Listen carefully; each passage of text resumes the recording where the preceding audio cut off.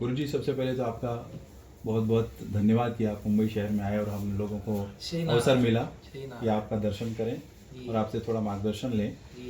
तो महाराज जी, जैसे हमारे कुछ प्रश्न हैं जो आम जिज्ञासु के प्रश्न होते हैं और हम चाहते हैं कि आपके माध्यम से लोगों तक ये पहुँचे। तो जैसे विज्ञान के, आज ये विज्ञान का युग है, तकनीक का युग है, एआई चल रहा है, यहाँ तक आ गया है मामला। तो विज्ञान के युग में धर्म और अध्यात्म, इसकी क्या प्रासंगिकता है? देखिए, ऐसा है कि विज्ञान जो है ना, धर्म एक हाथी है, विज्ञान उसके आगे एक चींटी है। चाहे वो कितनी भी तरक्की कर ले, जो धर्म शास्त्रों में, धर्म सूत्रों में जो अनादिकाल से लिखा हुआ है, वो विज्ञान आज भी उस तक नहीं पहुंच पा रहा है। जैसे रक्त नहीं बना सका, जैसे विज्ञान शहद की एक बूंद नहीं बना सका, उन्होंने इसके डुप्लीकेटिंग में शरबत बनाया जिसकी एक्सपायरी लिखी होती है साल भर में करा होगा।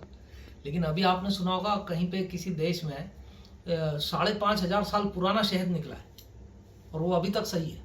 वो धर्म में लिखा है कि ईश्वर ने ऐसा जीव बनाया, वो फूलों से इस तरह से पराग को इकट्ठा करता है और वो जब तक ये दुनिया रह सकती है तब तक वो चीज़ खराब नहीं होगी जी।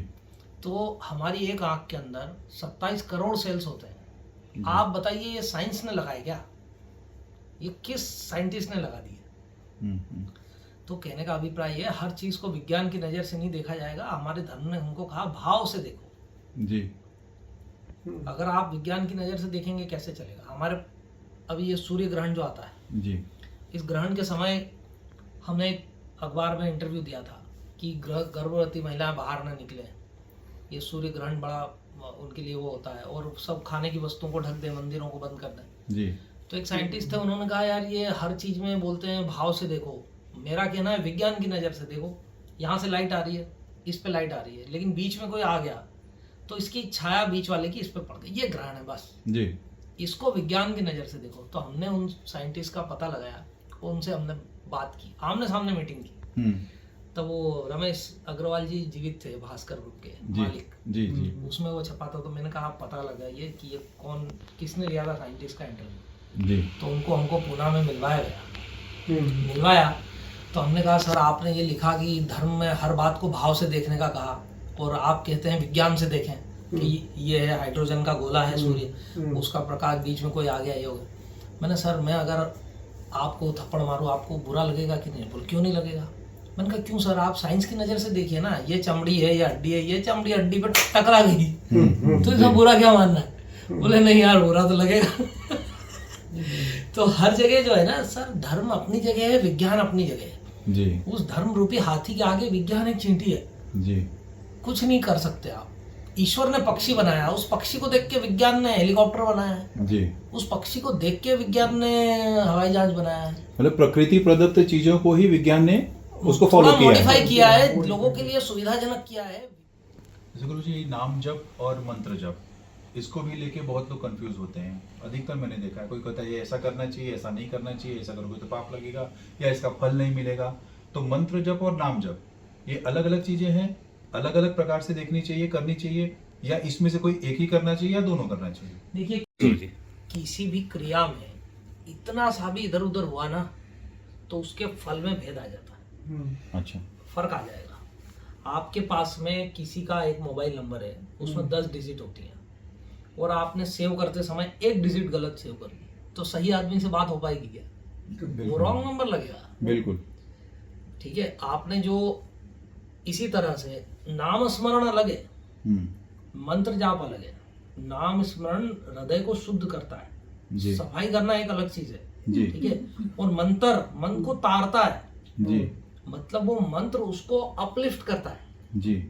और नामस्मरण क्लीनिंग करता है।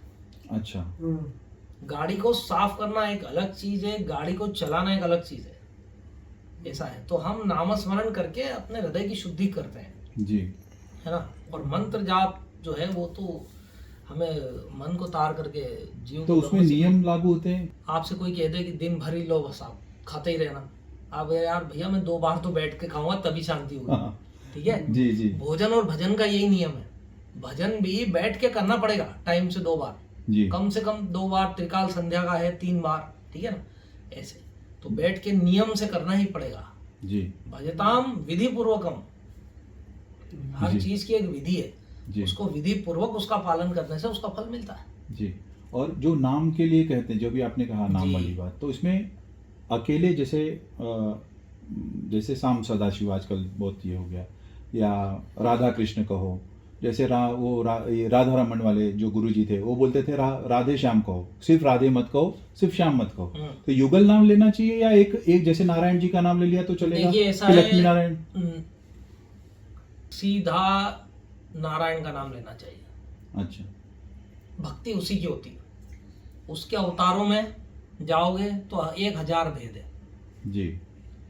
यहाँ ये लीला की थी इसलिए ये नाम, यहाँ ये लीला की थी ये नाम, यहाँ ये लीला की थी ये नाम। इस देवी के साथ इस अवतार का नाम लूं या उस देवी के साथ नाम लूं। और कई लोग कह रहे हैं वो देवी के साथ नहीं लेना चाहिए, कई कह रहे हैं लेना चाहिए। सब झंझट छोड़ दो। सनातन धर्म विष्णु भगवान से चलता है। जी। 24 अवतार विष्णु भगवान से प्रकट होते हैं। जी। इसलिए उस नारायण का नाम लो। जिनकी जयंती नहीं आती, जी। इनकी जयंती नहीं आती, हाँ। कोई डेट ऑफ बर्थ नहीं है। हाँ, जो हमारा सनातन धर्म सनातन भगवान विष्णु से चलता है। ओम नमो भगवते वासुदेवाय।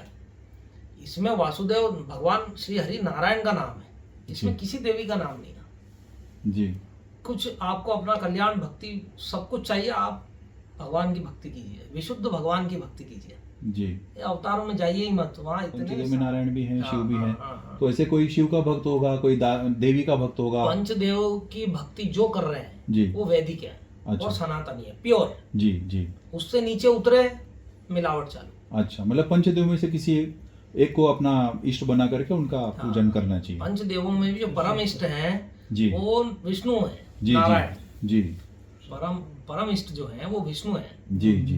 क्योंकि देखिए किसी भी देवी देवता की पूजा करेंगे, जी। हाथ में जल लगे 3 बार विष्णु और विष्णु और विष्णु बोलना पड़ेगा। हाँ। वैदिक सूक्त जो है वो किसी भी देवता का बोले, चाहे गणपति का बोलिए, गणानान्त्वा गणपति बोलिए, लेकिन पहले हरि ओम हाँ, बोलना शुरू से पड़ता होता है। हाँ। ठीक है। किसी भी देवता की पूजा पूर्ण हो जाए तो अंत में नारायण आयति समर्पयामि, वो नारायण को समर्पित होती है। इन जी। पंचदेवों में भी सबसे श्रेष्ठ नारायण विष्णु है। जी। जी। ठीक है ना। तो उनकी भक्ति करिए और सबको सबके प्रति समान आदर का भाव रखते हुए जी। भक्ति भगवान विष्णु की कीजिए तो सब प्रसन्न हो। सत्यनारायण भगवान की हम पूजा करते हैं, जी। तो सत्यनारायण भगवान की मतलब वो एकल है, युगल रूप उनका नहीं होता है, या उनका उसको थोड़ा सा डिफाइन करेंगे ना तो लोगों को। देखिए विष्णु भगवान जैसे अभी आप जो स्वरूप का दर्शन कर रहे हैं, इसमें लक्ष्मी जी आपको वैसे नहीं दिख रही जी। नहीं दर्शन हो रहा है। हाँ। लेकिन हृदय पर, जी। जैसे तिरुपति बालाजी जाते हैं तो हृदय पर है। हाँ। जी। जी। तो वक्षो विहारिणी वो अच्छा। वक्ष स्थल पर विहार करती है। अच्छा। श्री वत्स वक्षा श्रीवास, या वक्ष स्थल पर रहती है। तो जब आप नारायण बोलते हैं उसमें लक्ष्मी आ गया है, समझ रहे हैं आप? जी। ऐसा इतना भ्रमित होने का अपना आवश्यकता नहीं है। जी। जी। जी। है ना। हम तो पकड़े रास्ता और चले बस, ऐसा है। नारायण बोलेंगे तो उसमें आ ही जाएंगे। जी। भारत का भविष्य क्या देख रहे हैं? बहुत उथल पुथल चल रही है हर जगह। देखिए अल्टीमेटली हर राष्ट्र का, हर देश का भी एक अपना प्रारब्ध होता है। जैसे हमारे यहाँ पे 4 युगों की व्यवस्था बताई है, वो भारत भूमि में है, दूसरी जगह नहीं है। ये 4 युगों की संकल्पना यहीं पर है, ये व्यवस्था यहीं पर है। तो उस युग परिवर्तन के अनुसार जो कुछ भी चल रहा है वो सब हमारे शास्त्रों में लिखा हुआ है, ऐसा होगा वैसा होगा। तथापि भारत का भविष्य भगवान के ही हाथ में है और भविष्य उज्ज्वल है। भविष्य उज्ज्वल है। उसमें भी कई कैटेगरीज आ गई हैं। हाँ। कि ये ऐसा होना चाहिए, ऐसा होना, उनकी एक अपनी धारणा बनती जा रही है। हाँ। तो जो हमारा एक जो सनातन परंपरा से जो हम लोग अपने जो माता पिता से पारंपरिक रूप से जो हम पा रहे हैं, वो नई जनरेशन उसको उस नजर से नहीं देख रही, वो प्रश्न के नजर से देखती है, जिज्ञासा के नजर से नहीं देखती। उनको उन नई बच्चों में हमारे संस्कार का बीजारोपण होता रहे, वो बढ़े, इसके लिए क्या प्रयास कर रही है? देखिए सतत हम तो जहां अगर हम अपनी बात करें तो हम 20% समय हमारा विद्यार्थियों को देते हैं। अच्छा। यूथ ओवरऑल डेवलपमेंट के प्रोग्राम्स हमारे चलते हैं और एक ग्राउंड पे 5-5 हजार बच्चे, मैं आपको अभी दिखाऊंगा। और ऐसे हमने कई जगहों पर संबोधित किया। और कोई भी शैक्षणिक संस्था से जुड़े हुए लोग आते हैं तो मैं उनसे यही कहता हूँ बच्चों में चलेंगे 1 घंटा जी। और हम उन्हें बहुत सारी आचार संहिता, बहुत सारे जीवन सूत्र बताते हैं जी। जैसे आपको एक छोटी सी बात बताता हूँ, 3 गलतियां करने से सरस्वती बुद्धि छोड़ देती है। अच्छा। विद्यार्थी ने 3 गलती किसी ने भी नहीं करनी चाहिए। पहली, उल्टे हाथ से पानी पीना। अच्छा। दूसरा, बार बार मुंह झूठा करना। अच्छा। तीसरा, पैर के तलवे को छूना। मतलब यहाँ तक हाथ लगा सकते हो, तलवे को हाथ नहीं लगा सकते। अच्छा, खुद का खुद से ही। खुद से। कई बार बैठे लोग क्या करते हैं, यहाँ तलवा पकड़ के बैठते हैं, फिर वही हाथ सिर पे लगेगा जी। तो बुद्धि, सरस्वती बुद्धि छोड़ के जाएगी। बार बार मुंह झूठा करेंगे तो सरस्वती बुद्धि छोड़ के जाएगी। You can take any solid 3 time in the day. अच्छा। आप कुछ भी 3 ही बार ले सकते हैं, ज्यादा नहीं। ठीक है जी। तो कहने का अभिप्राय ये है कि हम बच्चों में जाकर के आचार संहिता, क्या नैतिक सूत्र है, जीवन सूत्र है, विज्ञान अपनी जगह है, उसका उपयोग करिए जी। खूब सदुपयोग करिए। विज्ञान ने धर्म की दुनिया को भी कहीं ना कहीं आज सहयोग किया है। आप देखेंगे ना तो हमें बहुत सारा सपोर्ट मिल रहा है साइंस से जी। ऐसा है, तो उसका सदुपयोग करते हुए अपने आत्म उद्धार, आत्म कल्याण के मार्ग पर चलना चाहिए। जी। अच्छा गुरु जी, आज